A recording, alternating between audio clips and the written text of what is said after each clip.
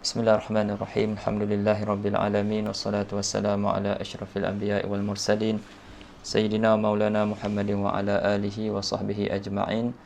Subhanaka la ilma lana illa ma 'allamtana innaka antal alimul hakim. Rabbi shrah li sadri wa yassir li amri wahlul 'uqdatam min lisani yafqahu qawli. Allahumma inni a'udzubika an adilla aw udal aw azilla aw uzal aw azlima aw uzlam aw ajhala jahala alai wa la hawla wa la quwwata illa billahil aliyyil azim. ولا حول ولا قوة إلا بالله العلي العظيم لا حول ولا قوة إلا بالله العلي العظيم أما بعد. قال المصنف رحمه الله تعالى ونفعنا به وبعلومه في الدارين آمين.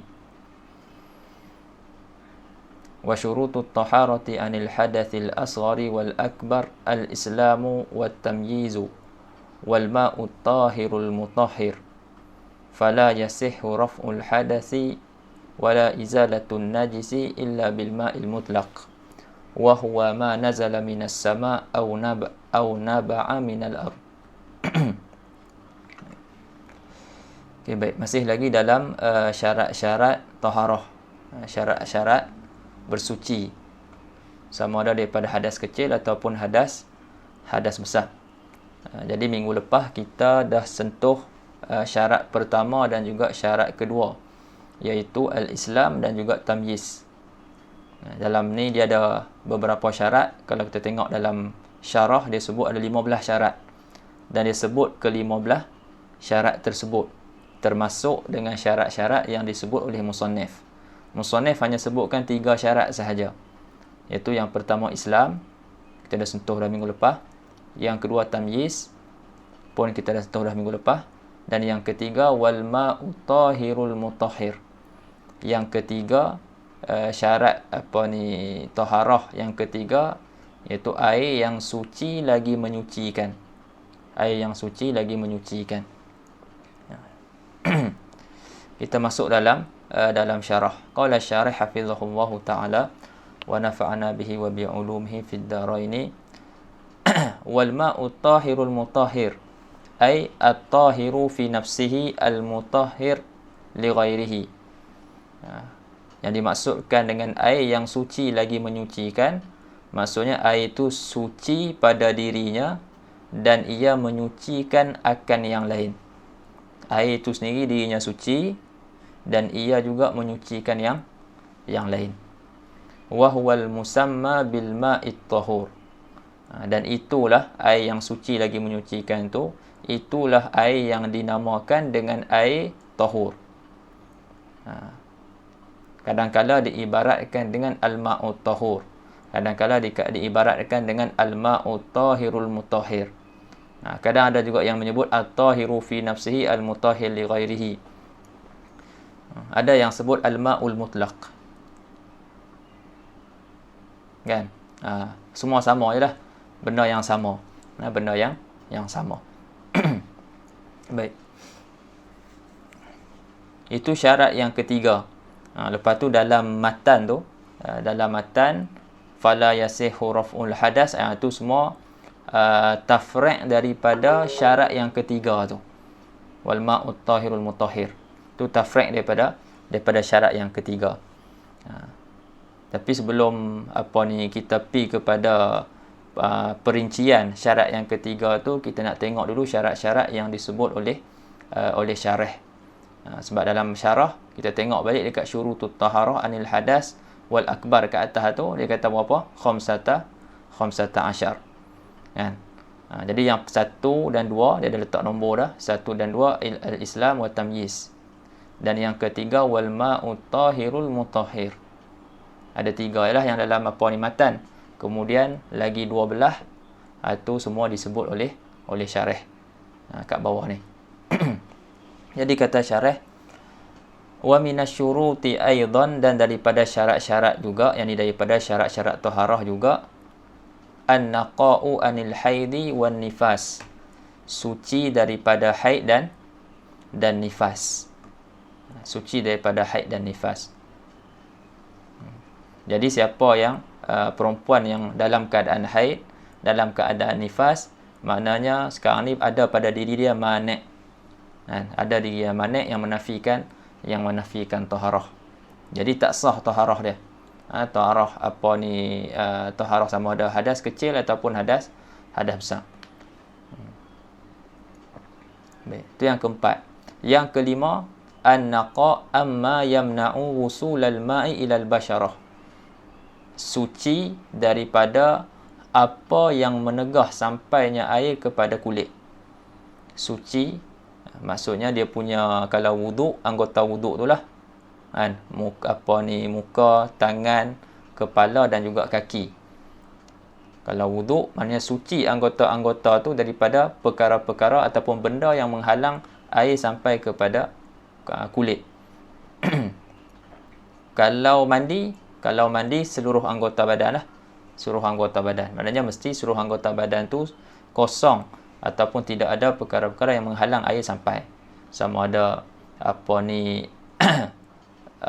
Sayyidina Muhammad.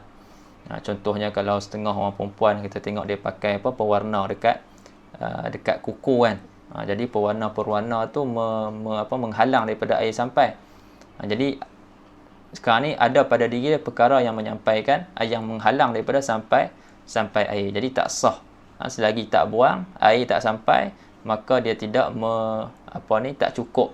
Tak ada syarat lah. Sebab syarat dia kena kosong daripada perkara ni kan. Sebab wajib mandinya membasuh keseluruhan tubuh badan, meratakan air ke keseluruhan tubuh badan. Jadi ada halangan kat situ, maka tak tahakkuk dia punya fardu tu. Baik, ataupun apa-apalah perkara-perkara yang lain. Yang ke-6, alla yakuna 'alal 'udwi ma yughayyirul ma'a taghyiran yaslubu ismahu. Yang ke-6, bahwasanya tidak ada atas anggotanya, kalau orang wuduk, anggota wuduk, kalau mandi, anggota mandilah. Semua satu badan tu. Tidak ada di atas anggota ma yughayyirul ma, apa yang merubah air. Apa yang merubah air, taghyiran sebagai perubahan yang menafikan ataupun menukarkan nama air. Taghyiran yaslubu ismahu. Taghyir perubahan, sebab air dia boleh berubah kan? Air dia boleh berubah. Jadi nanti kita akan tengok air dia sama ada dia berubah dengan perubahan yang sedikit ataupun berubah dengan perubahan yang banyak. Kalau air itu berubah dengan perubahan yang sedikit, sekira-kira kita masih lagi memanggil air itu air, maka air itu boleh lagi digunakan untuk bersuci. Tapi kalau air mutlak tu dah berubah sehingga kan kita tak panggil lagi dia air. Kalau air kosong, kita akan sebut mak. Orang Arab dia akan sebut mak, kita akan panggil air. Kalau air Milo, kita akan sebut kita akan kaitkan air Milo. Kalau air teh, kita akan kaitkan air teh. Jadi kalau air biasa yang asalnya kita panggil air, kita bubuh Milo, kita tak lagi panggil air selepas berlaku perubahan tu. Kita akan panggil air Milo, ataupun kita sebut Milo je kan? Ataupun kita sebut teh sahaja. Okay, jadi kalau perubahan yang sedikit, jatuh setitik air teh dalam air mutlak kan. Lepas tu dia jadilah macam kita kata tak biasanya masuk pump, lepas tu dia ada macam berkala sikit, lepas tu hilang kan. Tapi dan kita masih lagi panggil tu air, kita tak sekata lagi dia teh.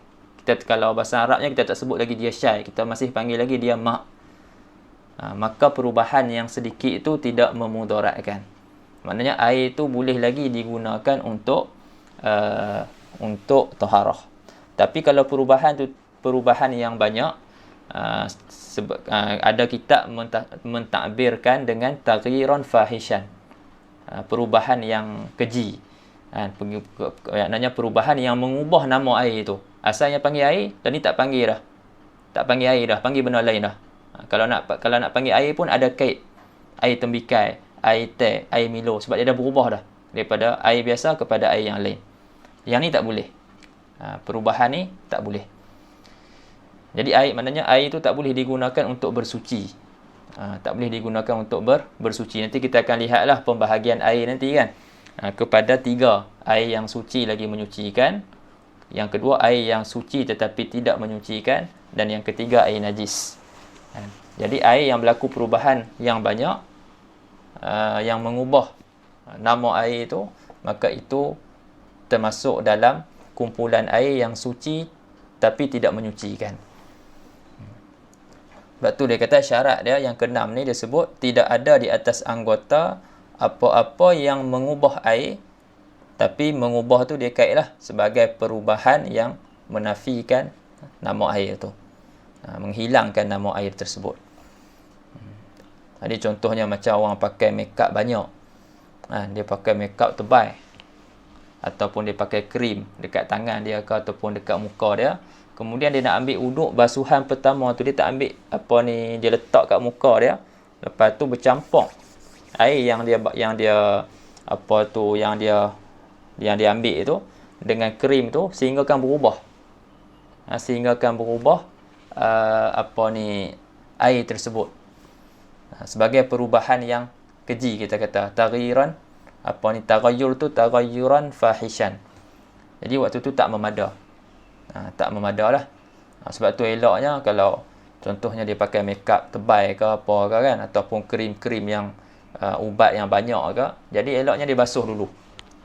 Dia basuh terlebih dahulu makeup tu ataupun krim-krim ubat yang dia pakai tu. Lepas tu barulah dia basuh untuk basuhan mengambil wuduk ataupun mandi wajib. Tapi kalau ada sikit, dia letak bedak-bedak sikit kat muka dia, dan seumpamanya, dan kalau kena dia basuh dengan air pun ada tak menyejaskan lah air tu, maka tak ada masalah. Jadi kalau ada orang kata siapa yang pakai makeup tak sah dia punya wuduk, basuhan dia tu tak sah, itu kita kena jelaskanlah, kita kena tanggung. Tak sah kalau kita kata makeup dia banyak, lepas tu air yang kena dekat yang dia basuh muka dia tu air yang yang berubah dengan perubahan yang banyak. Lepas tu dia basuh sekali je contohnya. Hak tu kita tanggunglah yang tu. Dia tolong tanggungkan perkataan tu. Yang kata sah pula macam mana, kita tolong jelaskan pula. Sebab kadang basuhan pertama dia basuh 3 kali. Basuhan pertama tu tak memada sebab air tu berubah. Tapi dengan basuhan pertama tadi, makeup tadi dah jatuh dah hilang dah. Dia buat pula basuhan kedua. Itu basuhan tu dikira. Basuhan tu dikira. Jadi tak samalah. Kita tak sama. Setengah orang yang ambil wuduk tu. Sebab boleh jadi orang tu dia ambil sekali je, dalam keadaan pakai makeup banyak dan berubah banyak ayat tu kan. Boleh jadi orang tu dia basuh 3 kali. Jadi walaupun pakai makeup banyak, kali pertama tak dikira, tapi kali kedua, kali ketiga tu dikira. Kali pertama tu, dan mana yang kali kedua tu dikira sebagai basuhan yang wajib. Tu kali kedua tu, itu basuhan yang sunat.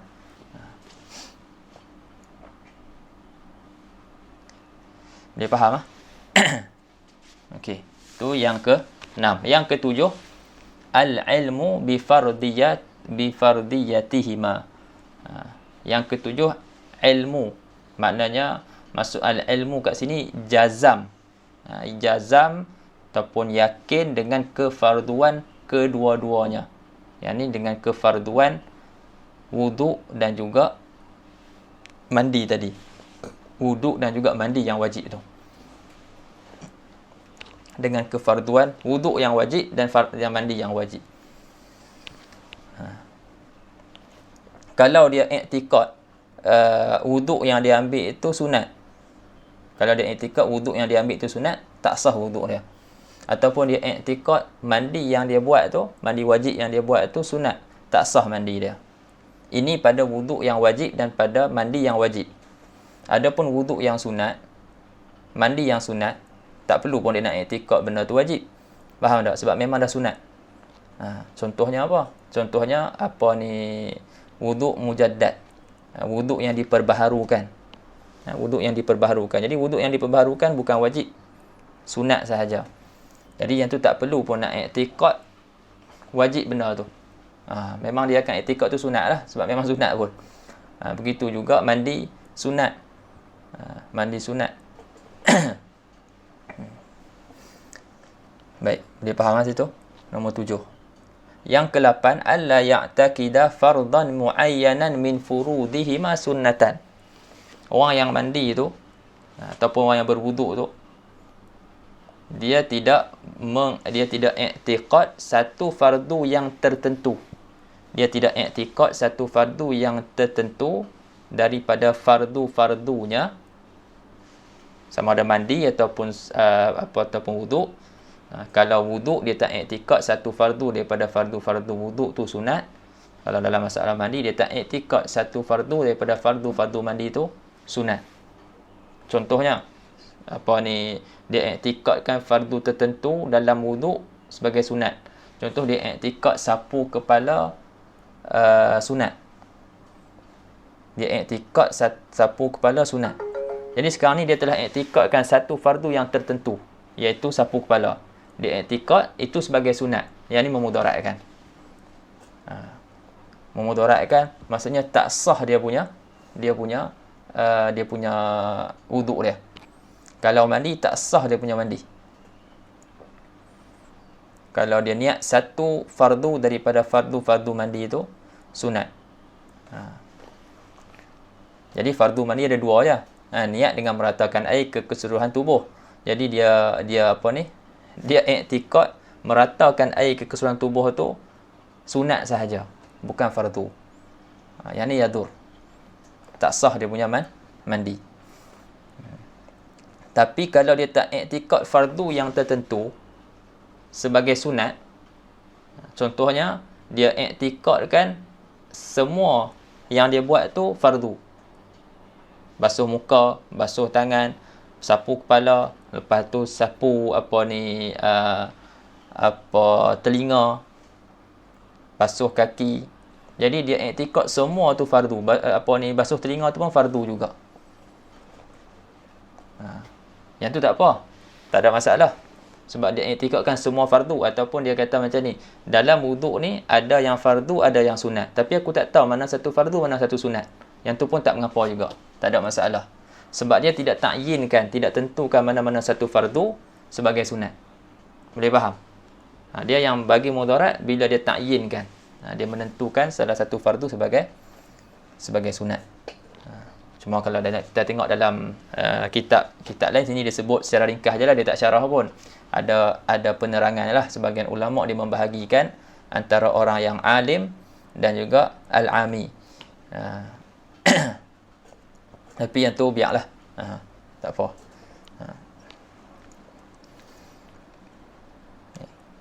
Macam kita tengok setengah orang yang tak mengaji fiqh, biasanya dia akan ingat basuh telinga tu wajib. Kadang budak-budak kita tanya, wuduk, apa fardu wuduk? Sekali dia sebut basuh muka, basuh tangan, lepas tu kepala, lepas tu basuh telinga. Sebab dia memang dia buat daripada kecil yang tu. Tapi bila dia mengaji, dia akan dapati rupanya telinga tu bukan wajib, hanya sunat. Lepas tu sebenarnya ibadat yang kita buat kecil-kecil ni, kita kena, orang kata apa, kena perbaiki balik. Sebab ada kadang-kadang kita salah faham waktu kita kecil. Jadi dan kepahaman kita pada ketika tu pun tidak, kita kata boleh jadi lemah lagi kepahaman kita pada waktu tu dalam memahami agama ni. Jadi kita dengan banyak mainnya kan. Jadi kita bila dah besar ni kita nak perbaiki balik. Kita nak perbaiki balik, boleh jadi ada setengah-setengah perkara dalam agama yang kita buat sehari-harian tu kita silap faham. Jadi tu kita faedah kita mengaji lah. Yang ke-9, izalatun najasatil ainiyah allati lam tazul awsafuha bil ghaslatil wahidah fa in zalat biha kafat anil hadathi wal khabas. Yang ke-9, menghilangkan najis ain. Jadi najis terbagi kepada dua, najasah ainiyah dengan najasah hukmiyah. Apa beza najasah ainiyah dengan najasah hukmiyah? Jadi najasah hukmiyah, najasah itu najis yang ada jirim. najis yang ada jirim, ataupun ada bau, ataupun ada rasa, ataupun ada warna. Itu dinamakan, kalau ada sifat-sifat ni, dinamakan najasah ainiyah. Okey, boleh faham? Kalau ada sifat-sifat ni, apa yang disebut ni dinamakan najasah ainiyah. Tapi kalau tak ada bau, tak ada warna, tak ada rasa, contohnya Allahumma salli ala sayyidina Muhammad, kucing kencing dekat tangan ana, kan? Lepas tu nak basuh, ayak tak ada. Lepas tu biarlah kering, ataupun ana sekadar lap sahaja. Dengan tisu. Lepas tu nak basuh, ayak tak ada. Elektrik tak ada kat Sudan contoh. Nak basuh ayak sikit pun tak ada. Jadi duk biar macam tu lah, tunggu elektrik ada nak pam ayak kan. Jadi tangan tu tak dibasuh lagi. Katalah bau pun hilang.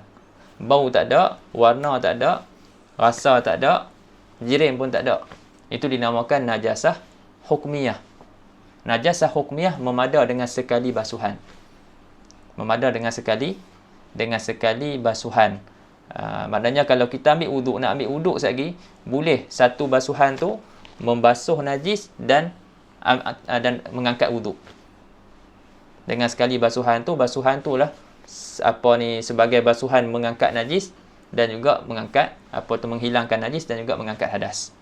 Boleh. Tapi kalau najis tu najis ain, ada dua keadaan. Kalau najis tu najis ain, ada dua keadaan. Sama ada najis tu hilang dengan sekali basuhan. Maknanya ada bau, ada warna, ataupun ada rasa, ataupun ada jirim. Tapi dengan sekali basuhan, katalah dekat tangan kita basuh muka. Ni tengah ambil wuduk ni, ataupun mandi. Basuh muka, lepas tu basuh tangan. Basuh tangan tu kita basuh sekali kita punya tangan tu, jadi najis yang ada kat tangan tadi hilang. Dengan sekali basuhan tu. Jadi basuhan yang sekali tu dia menghilangkan najis, dan sekali juga bersama dengan dia juga kita kata dia mengangkat hadas juga. Dia menghilangkan najis dan mengangkat hadas dengan sekali basuhan tu. Itu maksud syarah izalatun najasatil ainiyah itu yang belakang tu, fa in zalat biha kafat anil hadas wal khabas. Kalau sekali basuhan tu memada, kalau sekali basuhan tu hilang dengan sekali basuhan, maka memada dah sekali basuhan tu sebagai menghilangkan najis dan mengangkat hadas. Tapi masalah kalau tak hilang, basuh kali pertama tak hilang, basuh kali kedua tak hilang, basuh kali ketiga baru hilang. Okey, basuhan kali ketiga itulah yang dikira sebagai menghilangkan najis dan mengangkat hadas. Dia faham? Satu dia kata nombor 9, izalatun najasatil ainiyah, menghilangkan najis ainiyah allati lam tazul awsafuha bil ghaslatil wahidah, yang tidak hilang sifat-sifatnya dengan sekali basuhan. Jadi dengan sekali basuhan dia tak hilang, kena hilangkan dulu lah najis tu. Jadi yang pertama tak hilang, yang kedua tak hilang, kali yang ketiga tu hilang, hak tu yang kali ketiga tu baru dikira sebagai menghilangkan najis dan juga mengangkat hadas. Fa in zalat biha, maka jika hilang najis ainiyah tadi, biha bil ghaslatil wahidah, dengan sekali basuhan, kafat anil hadath wal khabas, maka memadalah sekali basuhan tu daripada mengangkat hadas dan juga menghilangkan khabas, itu menghilangkan najis. Jadi satu basuhan tu dia dikira mengangkat menghilangkan najis dan mengangkat hadas. Boleh faham ah? Baik, nombor 10, jaryul ma ala jami'il udwi, mengalir air ataupun mengalirkan air ke atas semua anggota. Mengalirkan air atas semua anggota ataupun atas sekalian anggota. Al-ghaslu dia berbeza dengan al-mashu. Dalam wudu ada 3 anggota yang dia kena basuh. Dia sebut sebagai disebut sebagai ghuslun. Muka, tangan dan kaki. Kita sebut ghuslul wajhi, lepas tu ghuslul yadain, lepas ghuslul yadain, lepas tu ghuslul rijlain. 3 anggota ni basuh. Adapun kepala mashu, mashur ra'si. Okey, jadi beza ghuslun dengan mashun ni apa? Bezanya ghuslun dia ada syarat mengalir. Dia ada syarat mengalir. Mashun tak syarat mengalir. Cukup mashun ni cukup usulul balal. Cukup sampai lembapan air tu pada kita punya kepala ataupun rambut. Cukup dah, memadai dah. Tak syarat pun mengalir. Contoh kita ambil tangan kita ni, kita sentuh dalam, kita masukkan dalam air, kan. Lepas tu ada lagi basahan-basahan dekat tangan ni. Lepas tu kita letak atas kepala. Itu pun dah memadai dah, walaupun tidak mengalir. Tapi kalau nak basuh muka, nak basuh tangan, nak basuh kaki, syarat dia air tu mesti mengalir. Kadar yang ada tu kadar yang mengalir. Contohnya kita tuang satu tudung botol itu dekat tangan ni. Jadi kadar tu mengalir tak? Mengalir kan? Okay. Tapi dengan air tu tadi kita boleh basuh ke semua tangan. Ke semua tangan. Yang penting ada kadar air yang mengalir tu. Lepas tu dia basuh lah semua tangan dia. Dah basuh tangan, kalau basuh muka dia. Baik ya. Sebab tu mandi pun syarat kena mengalir air juga. Sebab tu berwuduk dengan ais tidak sah. Boleh jadi kita ada dengar ada ustaz tu cakap sah. Jadi mungkin kita ada dengar ada ustaz kata sah, ada ustaz kata tak sah. Okey. Kita macam mana ni? Nak buat macam mana kan? Jadi kalau dengar macam tu, ada orang tanya, maka kita jelaskan kat dia. Yang kata tak sah tu, yakni kalau ais tu dia tidak waktu kita ais yang kerah, yang betul-betul kerah. Maknanya waktu kita letak ais tu kat tangan memang tak ada, memang dia tak, kita kata dia tak cayak lah. Kan? Itu tak boleh sebab dia tak mengalir. Tapi katalah waktu kita letak ais kat tangan tu, ais tu cayak, ada ayak-ayak dia mengalir kan, itu boleh. Jadi kalau kita baca dalam kitab ada sebut kata tak boleh guna ais, maksudnya ais tu ais yang kita kata ais yang kerah, yang tak mengalir air waktu kita letak di anggota wuduk ataupun anggota mandi. Yang kata boleh tu ais tu cayak.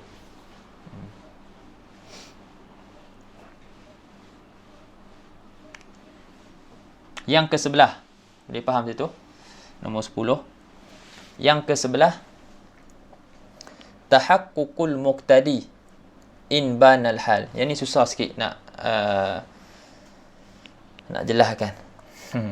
Tahaqqukul muqtadi in banal hal. Apa maksud muqtadi? Maksud muqtadi ni as-sababul ba'ith lil wudu' ataupun lil ghusli, iaitu sebab yang mendorong untuk kita berwuduk ataupun sebab yang mendorong untuk kita mandi. Sebab yang mendorong untuk kita berwuduk apa dia? Sebab yang mendorong untuk kita wuduk nak mengangkat hadas. Kan? Iradatu raf'il hadas. Itu kita kata sebab yang mendorong untuk kita berwuduk. Ataupun iradah tajdidil wuduk. Ataupun kita nak mentajdidkan wuduk kita. Itu adalah as-sababul muqtadi. Maksudnya as-sabab al-ba'is lil wuduk. Ataupun as-sababul ba'is alal wuduk.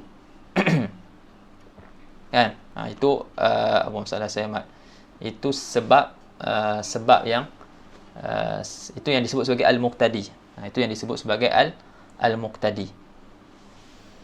Jadi syarat yang ke-11 ni dia kata tahaqqukul muqtadi. Maknanya pasti Pasti pasti ada perkara yang menuntut ataupun yang mendorong untuk berwuduk tu. Jadi yang mendorong untuk kita berwuduk apa dia? Sebab kita berhadas. Kan? Jadi itu yang mendorong untuk kita berwuduk, sebab kita nak berwuduk tu untuk kita mengangkat hadas ataupun kita nak tajdid wuduk. Jadi itu yang menuntut kita untuk berwuduk. Jadi benda tu mesti tahakkuk. Mesti kita kata ada, pasti benda tu ada. Tapi syarat ni berlaku kat mana? Syarat ni bila disyaratkan? Syarat ni disyaratkan in banal hal. Tak faham tak apa, dengar je. Bila faham alhamdulillah. Tahakkukul muqtadi ni syarat in banal hal, sekiranya nyata hal dia. Dia macam mana? Masalah Sayyidina Muhammad. Tengok dulu dia punya syarah tu. Dia kata falau tayaqqanat tuhra, maka kalau seseorang tu yakin dia suci, summa syakka hal ahdasa amla, kemudian dia syak, adakah dia telah berhadas ataupun tidak. Contoh ana tadi waktu maghrib ana berwuduk, semayang apa semua, sampai kat waktu isyak ana syak, aku dah berhadas ke tak? Jadi ana syak. Jadi ana nak ambil wuduk ni. Sekarang ni sebab ana nak ambil wuduk, tapi sekarang ni ana tak pasti adakah ana ni dah habis dah wuduk ana ataupun tak habis lagi. Tapi yang pastinya, yang ana yakinnya tadi, yang hal ana yang terakhir ada dalam keadaan berwuduk. Faham kan?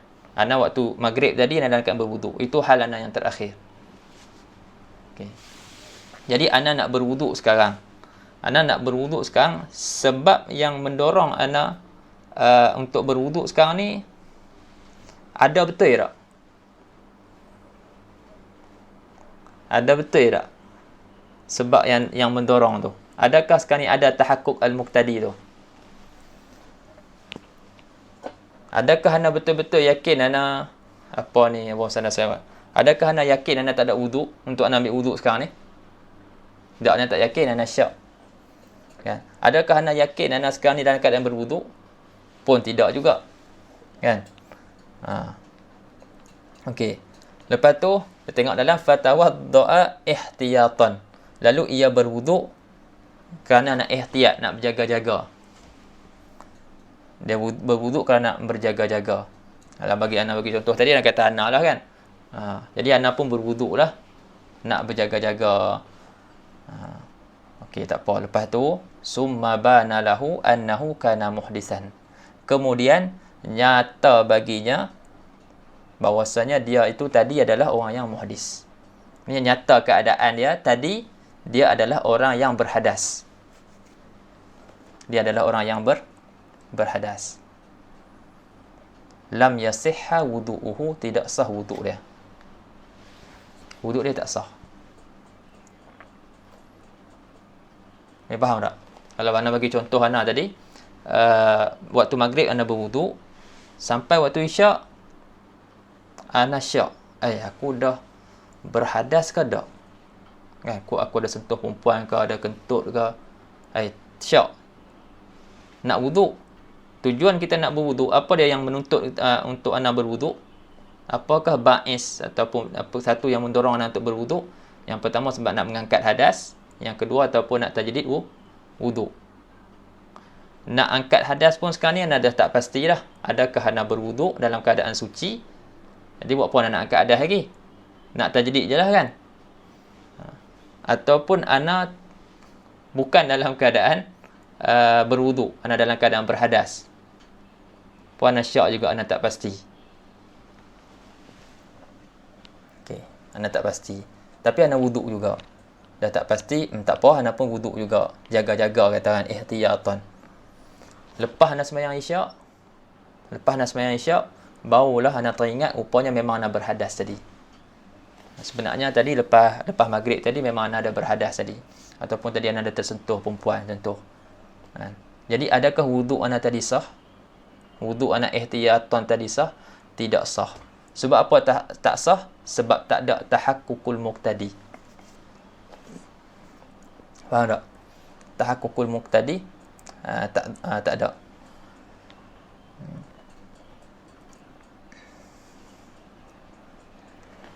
Boleh faham?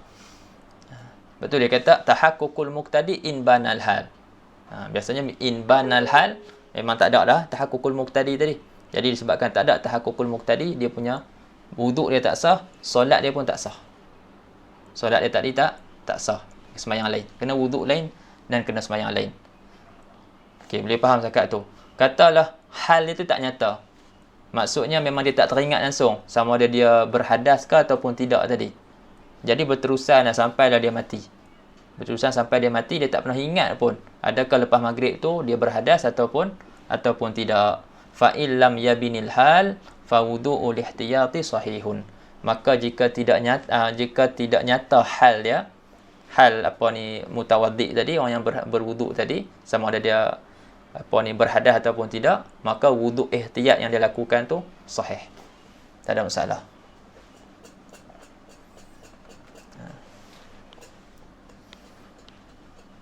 Boleh faham yang tu?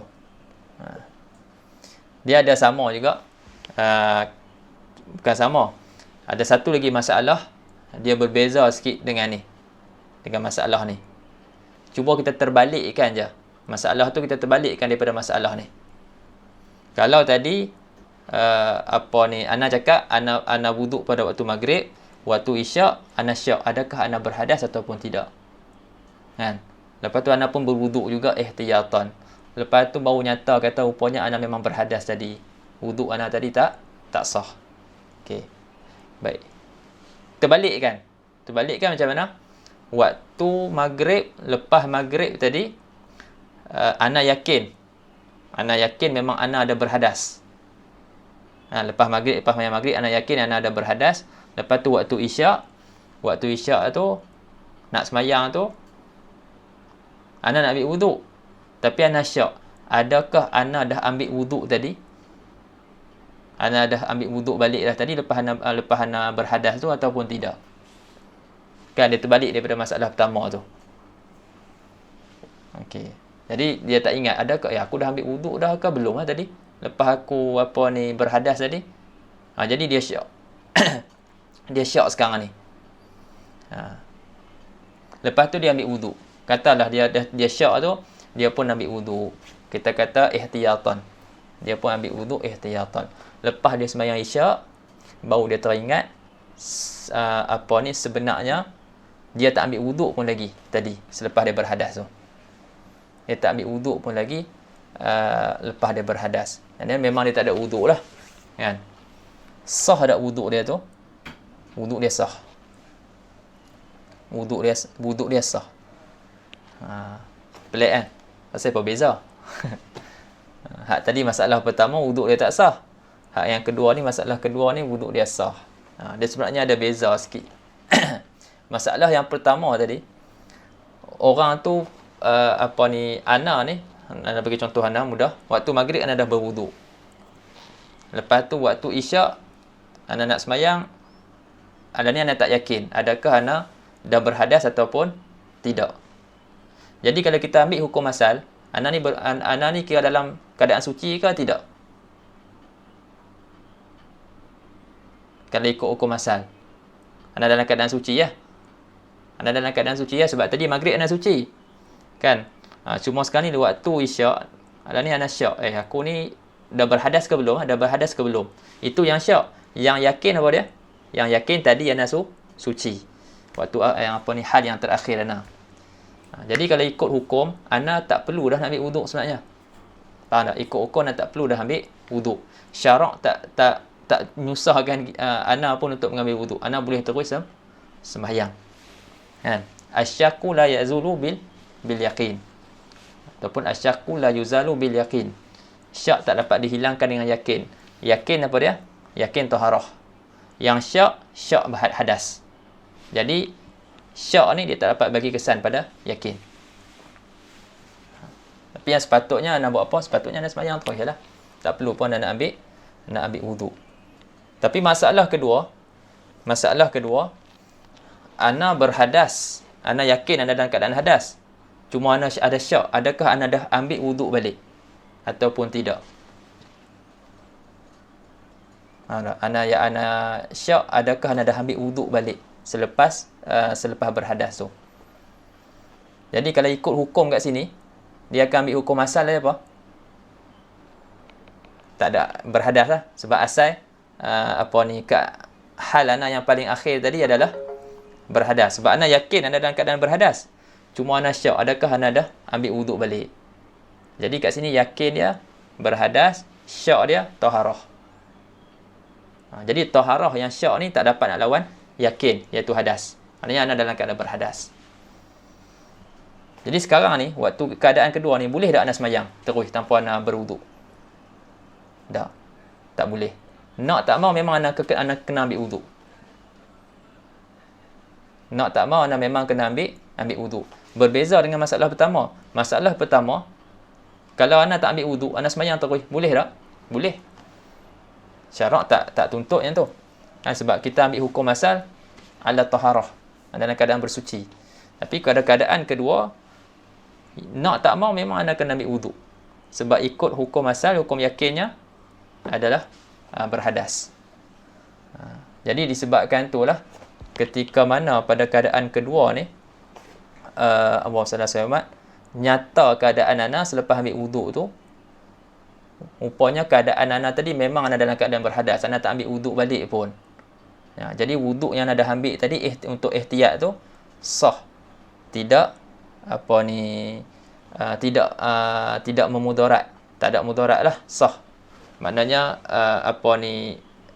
walaupun ana tahu keadaan ana tadi memang dalam keadaan berhadas, dia tidak bagi mudarat pada wuduk ana. Sebab apa? Dimaafkan ketika ni. Sebab apa dimaafkan? Sebab ana pada ketika ni tak dapat tidak, ana memang kena berwuduk. Tak dapat tidak, ana memang kena berwuduk. Jadi dimaafkan pada keadaan ni, keadaan kedua ni. Tidak pada keadaan pertama. Sebab pada keadaan pertama, dia tak berwuduk pun, dia memang boleh solat dah.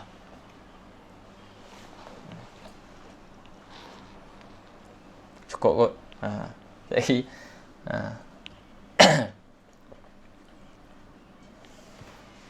okey, kita masuk yang poin ke-12.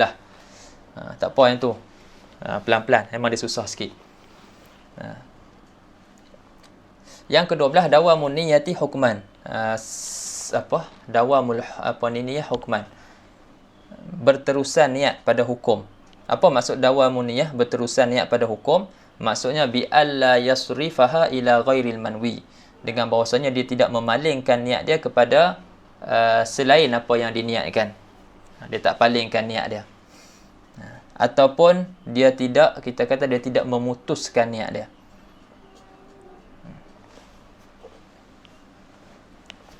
Dia tidak memutuskan niat dia.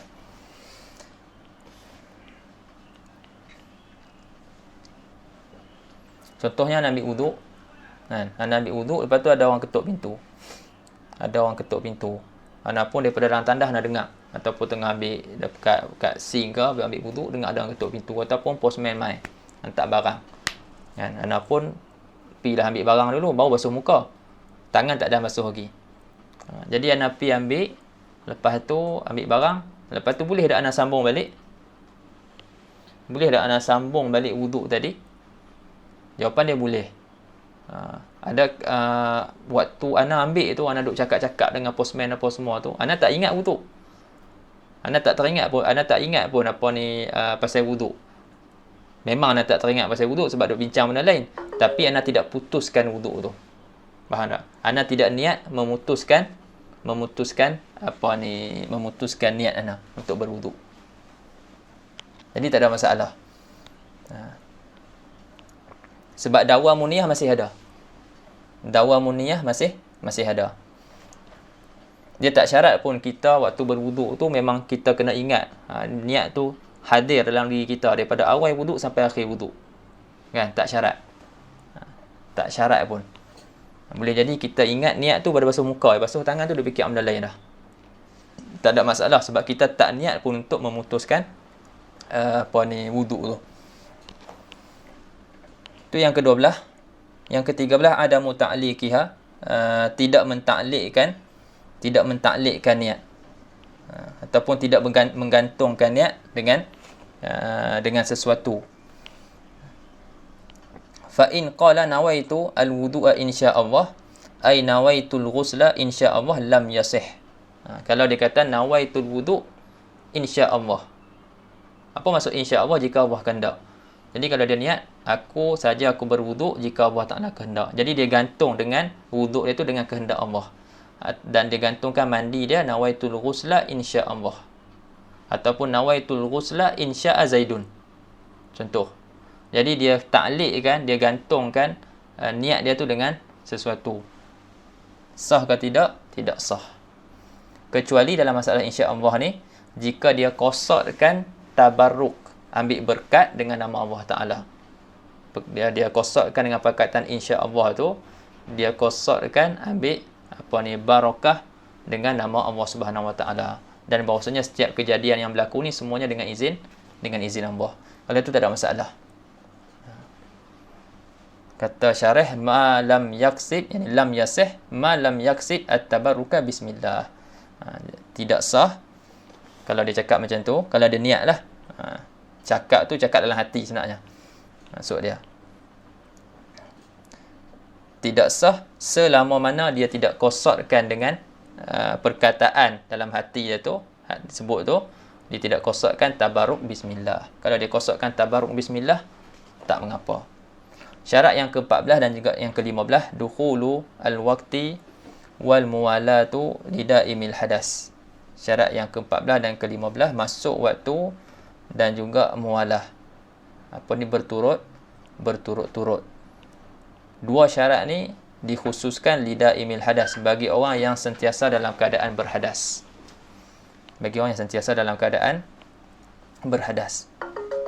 Jadi 2, 3, 14 dan 15 ni syarat tambahan. Syarat ni tidak disyaratkan kepada orang yang sihat.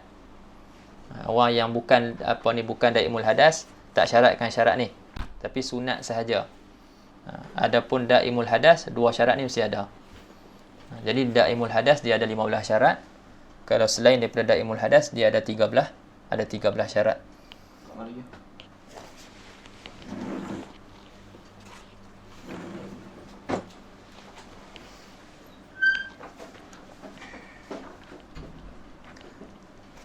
Okey, boleh faham? Daimul hadas orang yang sentiasa berhadas. Contohnya salisul baul. Orang yang selalu kencing dia selalu keluar, contohnya. Jadi dia sentiasa berhadas. Jadi orang ni dia tidak boleh ambil wuduk ketika sebelum masuk waktu. Dia kena ambil wuduk selepas masuk waktu. Nak sembahyang zuhur, selepas masuk waktu zuhur. Nak tawaf, ketika mana dia nak tawaf. Nak sentuh Quran, ketika mana dia nak sentuh Quran, baru dia boleh berwuduk. Faham? Kalau dia nak sentuh Quran satgi pukul 12. Pukul 12 nak sentuh Quran, sekarang tak mau sentuh lagi. Dia tak boleh wuduk lagi sekarang ni. Satgi pukul 12 baru dia boleh wuduk. Boleh faham?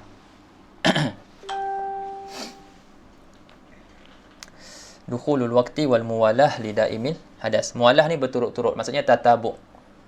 Maksudnya dia membasuh anggota yang kedua sebelum kering anggota yang pertama. An yaghsila al-udwa tsani qabla jafafil awal. Orang yang berwuduk tu dia membasuh anggota yang kedua sebelum kering anggota yang pertama. Itu maksud muwalat, ataupun ditakbirkan juga dengan tatabuk.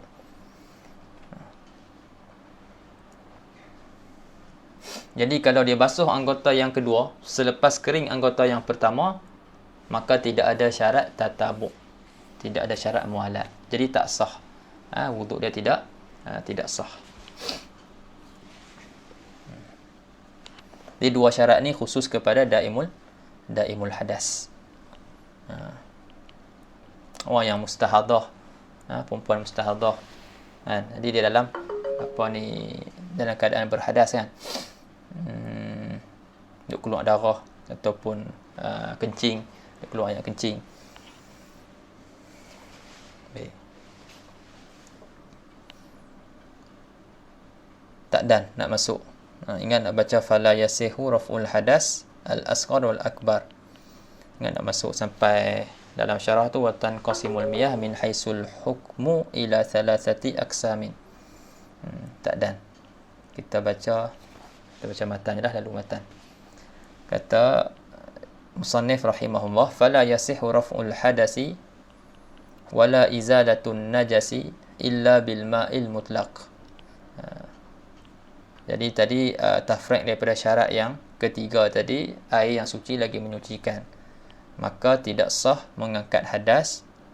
Kata syarah, sama ada hadas hadas kecil dan juga hadas besar. Wala izalatun najas, dan tidak sah juga menghilangkan najis, illa bil ma'il mutlaq, kecuali dengan air mutlak. Lepas tu apa dia air mutlak? Huwa ma nazala minas sama' au naba'a minal ard. Tu nanti kita akan bahaskanlah perkataan matan. Wallahu ta'ala a'lam. Kena berhenti sebab ada kelas lain. Ada apa-apa soalan?